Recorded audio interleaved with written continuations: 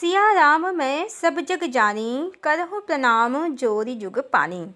Hello friends, Ramcharitmanas की ये चौपाई आपने हमने जरूर सुनी होगी कभी ना कभी। इसका अर्थ है समस्त संसार को सिया राम में समझकर हम प्रणाम करें। आखिर गोस्वामी तुलसीदास जी ने ये चौपाई सिर्फ और सिर्फ भावनाओं में तो आकर नहीं लिखी होगी, निश्चय ही इसका कोई गूढ़ अर्थ है। उन्हें ईश्वर का तत्व पता है। तुलसीदास जी भगवान राम के अनन्य भक्त हैं। उन्होंने श्री रामचरितमानस में कई बार सीता जी को आदिशक्ति, जगदम्बिका, हरि की माया इत्यादि कहा है और राम जी को परम ब्रह्म कहा है। उन्होंने ये भी कहा है, हरि व्यापक सर्वत्र समाना, प्रेम ते प्रकट होई मैं जाना। चूँकि हरि विष्णु हैं और राम विष्णु के अवतार हैं और सीता जी हरि की माया शाश्वत शक्ति हैं, वह शक्ति जो जगत की उत्पत्ति का कारण है। तुलसीदास जी ने एक अन्य दोहे में कहा है, भगवान ने दशरथ जी को कहा, मैं आपके घर में जन्म लूँगा और बहुत से सुंदर चरित्र करूँगा, जिसका ध्यान करके बड़भागी लोग भवसागर से पार हो जाएंगे। इसी दोहे में भगवान ने ये भी कहा कि मेरी आदिशक्ति माया भी अवतरित होंगी, जो सृष्टि की उत्पत्ति का कारण है।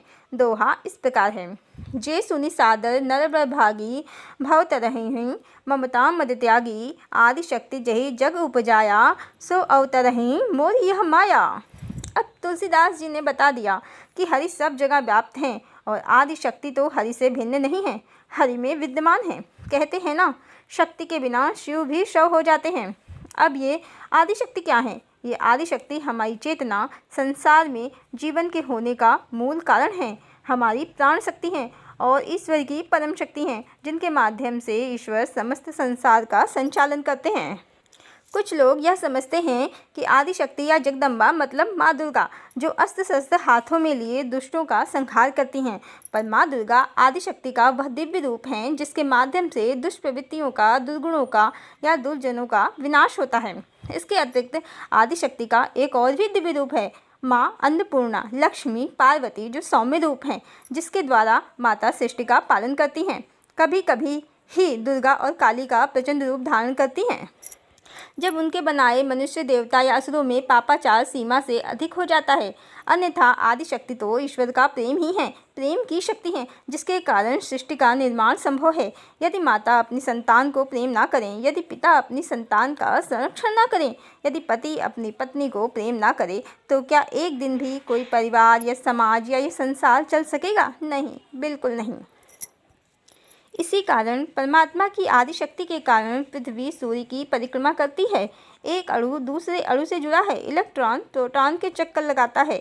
सभी इसी प्रेम की शक्ति से बंधे हैं, तब कहीं जाकर यह सृष्टि और हम अस्तित्व में हैं। यदि यह शक्ति परमात्मा की शक्ति परमात्मा से अलग हो जाए तो अणु, परमाणु, ग्रह, नक्षत्र, ब्रह्मांड, अगणित ब्रह्मांड क्या खंड खंड नहीं हो जाएंगे?